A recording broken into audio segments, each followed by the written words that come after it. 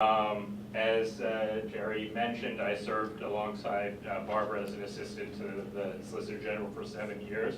And I don't think you mentioned in all the other nice things that you said about me that I've been one of the directors of the Barbara McDowell Foundation for the past 5 years, which has been a tremendous honor.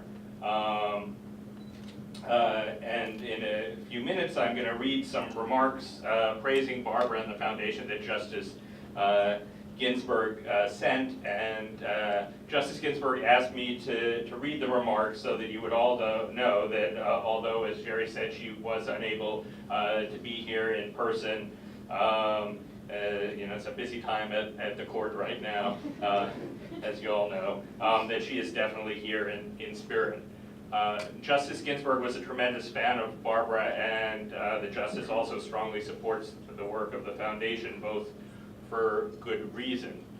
Working alongside Barbara at the SG's office, I saw what Justice Ginsburg from the other side of the bench also saw. That in an office filled with committed and impressive advocates, Barbara was even more committed and even more impressive than the rest of us. Perhaps that was because she connected with her cases on a really personal level, and that personal connection inspired her to go the extra mile. Here, I'll apologize, despite all of my past years as an oral advocate, I've never been very good at extemporaneousness. I had a little story, but Judge Millett and I did not coordinate our remarks. So my story is the meal lock story. Barbara, first of all, volunteered to take on the unenviable task of being the assistant who had to argue on behalf of the Indians in the Supreme Court and the tribes, which was almost always a losing battle. When she took on the meal locks case, as Patty said, that it was a case where the government was arguing that the tribe had to retain the right to hunt and fish on Minnesota state lands from a treaty of many years ago.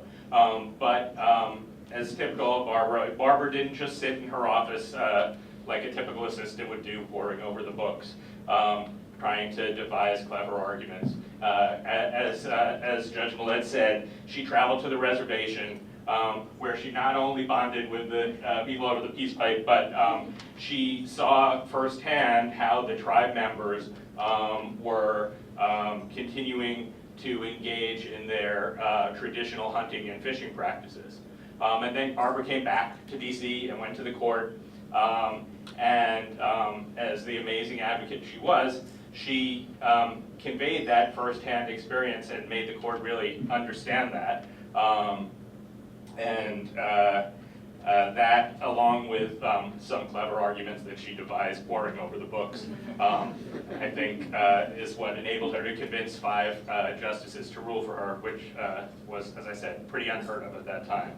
And that's just one example of the kind of passion and commitment to justice that Barbara showed in all of her cases.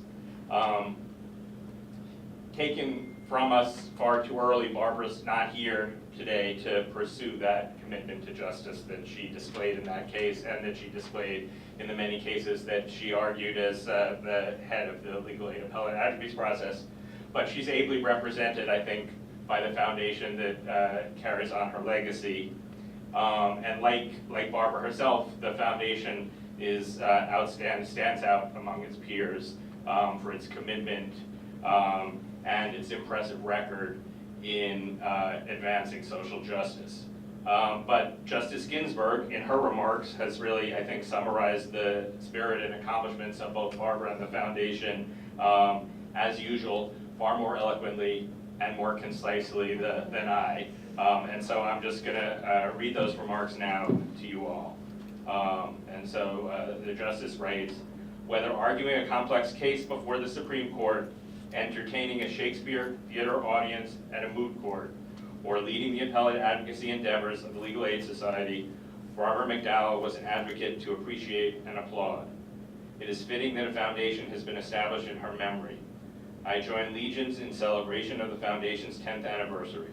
May it continue to thrive in its efforts to aid those most in need of caring advocates committed to promoting justice that is equal and accessible to all. I think we can all echo Justice Ginsburg's hope that and my certainty that the foundation will continue each year bigger and better than before to carry on Barbara's great legacy. Thank you.